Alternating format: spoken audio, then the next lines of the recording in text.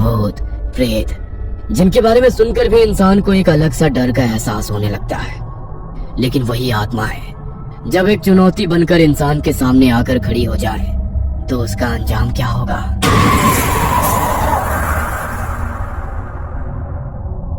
Peter, George, Daisy और Ruby चारों दोस्त अपने कॉलेज की लाइब्रेरी में बैठे थे। तभी पीटर लाइब्रेरी के एक शेल्फ में हिस्ट्री की एक बुक ढूंढने लगा। तभी हिस्ट्री की एक बुक अचानक बुक शेल्फ से नीचे गिर गई। अरे वाह, इसे ही ढूंढ रहा था और ये खुद ही मेरे सामने आ गई। वरना इस लाइब्रेरी में तो किसी किताब को ढूंढना इतना मुश्किल है जितना नमक के पहाड़ में सुई।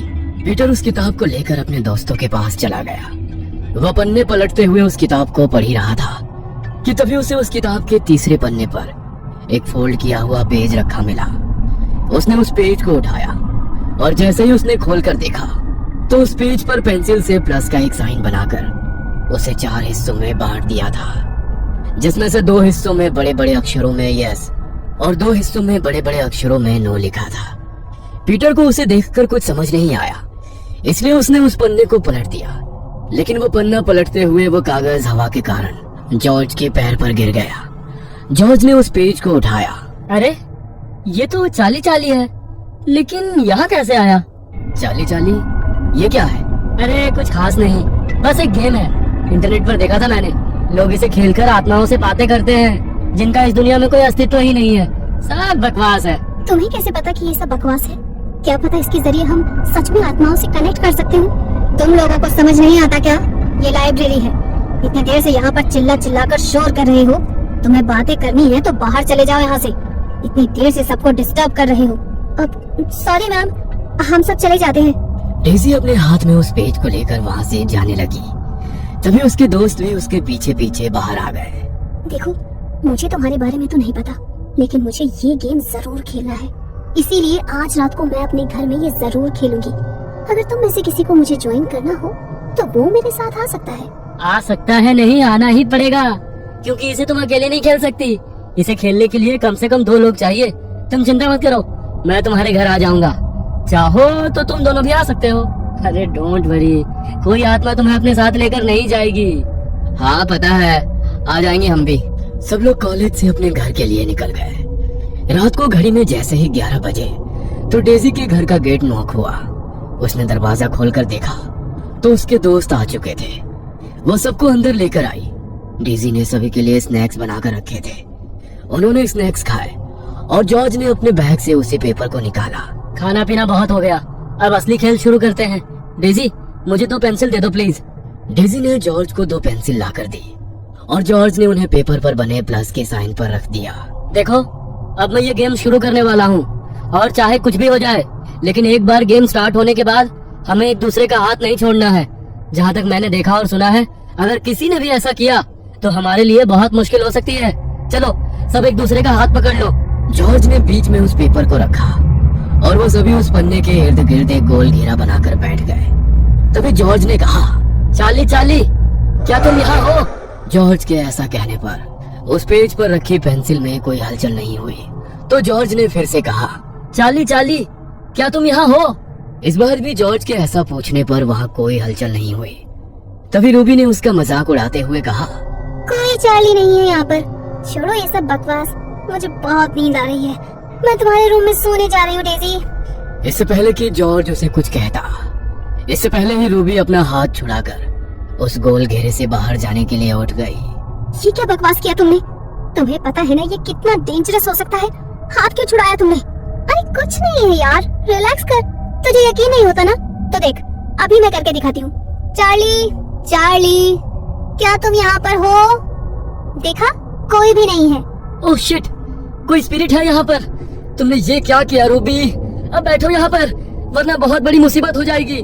रूबी डर के मारे उस घेरे में फिर से उन सब के साथ जॉर्ज और डेजी का हाथ पकड़कर बैठ गई। तभी डेजी ने पूछा, चार्ली, चार्ली, क्या तुम हमें सुन सकते हो? डेजी के ऐसा पूछते ही वो पेंसिल फिर से बड़ी ही तेजी से घूमती हुई यस के साइन पर जाकर रुक गई। क्या तुम हमसे कोई मदद चाहते हो? इस पर तो नो का साइन आ रहा है। इसे हमारी मदद नहीं चाहिए तो हमें इसे गुड बाय कहकर गेम खत्म कर देना चाहिए। नहीं डेजी, हम ऐसा नहीं कर सकते।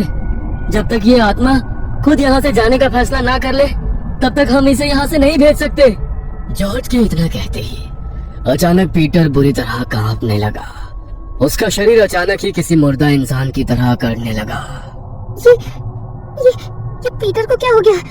ये क्या किया तुम लोगों ने? देखो, अगर मेरे पीटर को कुछ हुआ ना तो मैं तुम दोनों को नहीं छोड़ूंगी। तुम्हारा दिमाग खराब हो गया है क्या रूबी? हमने पीटर को थोड़ी ना कुछ किया है। देखो, हमें ये गेम खेलना होगा। पीटर थोड़ी देर बाद अपने आप ठीक हो जाएगा। जॉर्ज ने जैसे ही ऐसा कहा वैसे ही पीटर की आंखें बिल्कुल सफेद होकर ऊपर को हो गई और वो रूबी की ओर देखते हुए बेहद भयानक तरीके से हंसने लगा। रूबी, माय स्वीट हार्ट, देखो मैं आ गया। मुझे लगा तुम मुझे बहुत मिस कर रही होगी, इसलिए मैं तुमसे मिलने आ गया। अब तो तुम मुझसे मिलने मेरे पास नहीं आ सकती, लेकिन मैं तो तुम्हारे पास आ सकता हूँ। तुम? नहीं, ये सच नहीं हो सकता। ये सब मेरा भ्रम है। तुम वापस नहीं आ सकते। नो नो नो, मैं वापस आ सकता हूँ। मैं वापस आ चुका हूँ माय लव। ये आवाज तो... इससे पहले कि डेजी आगे कुछ बोल पाती तभी पीटर खुद ब खुद ही अपने शरीर की हड्डियों को मोड़ने लगा। उसकी एक एक हड्डी के टूटने की आवाज वहां पर गूंज रही थी। पीटर के चेहरे पर अभी भी वही शैतानी हंसी थी। कभी वो अपनी शैतानी हंसी हंसता तो कभी अपनी हड्डियों के टूटने के दर्द से जोर जोर से चिल्लाने लगता। रूबी उसकी ऐसी हालत देखकर इस तरह सहम चुकी थी कि डर के मारे उसके मुंह से एक शब्द भी नहीं निकल रहा था। हमें यहाँ पर नहीं रुकना चाहिए। हमें चर्च में फादर के पास जाना होगा। अब वही हमारी मदद कर सकते हैं। हाँ, प्लीज प्लीज जल्दी चलो। No no no my sweetheart, तुम मेरे साथ रहो। तुमने तो मेरे साथ जीने मरने की कस्में खाई थी।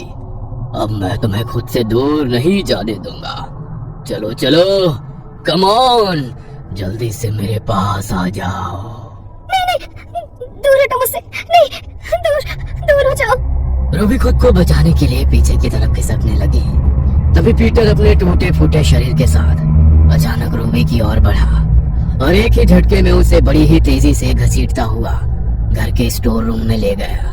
रूबी के चीखने की आवाजें पूरे घर में गूंजने लगी। वो मदद के लिए बेहद बुरी तरह चिल्ला रही थी। जल्दी करो जॉर्ज, हमें फादर के पास जाना होगा, वरना वो दोनों... घबराओ मत डेजी, उन्हें कुछ नहीं होगा। जल्दी चलो। वो दोनों ड्राइंग रूम की खिड़की के रास्ते से जल्दी से भागते हुए घर के पास वाले चर्च में पहुंचे। लेकिन जब तक वो दोनों वहां पहुंचे तब तक फादर वहां से जा चुके थे।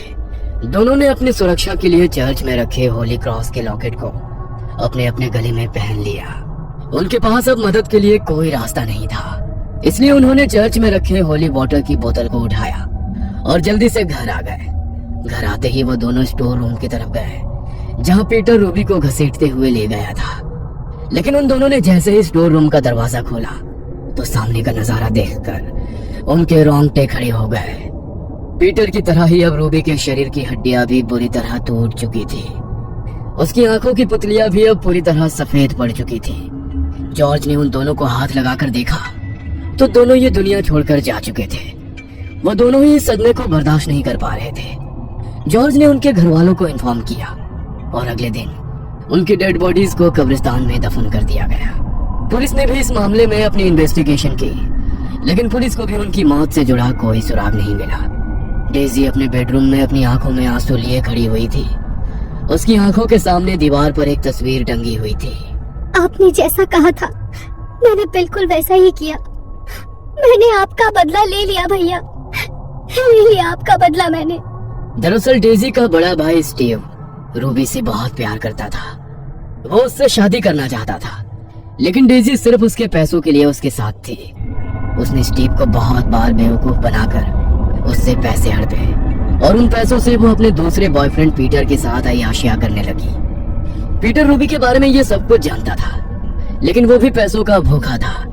रूबी ने स्टीव का बहुत फायदा उठाया, लेकिन एक दिन जब स्टीव को इस बारे में पता चला तो वो ये सब सह नहीं पाया और उसने अपनी जिंदगी को हमेशा के लिए खत्म कर दिया।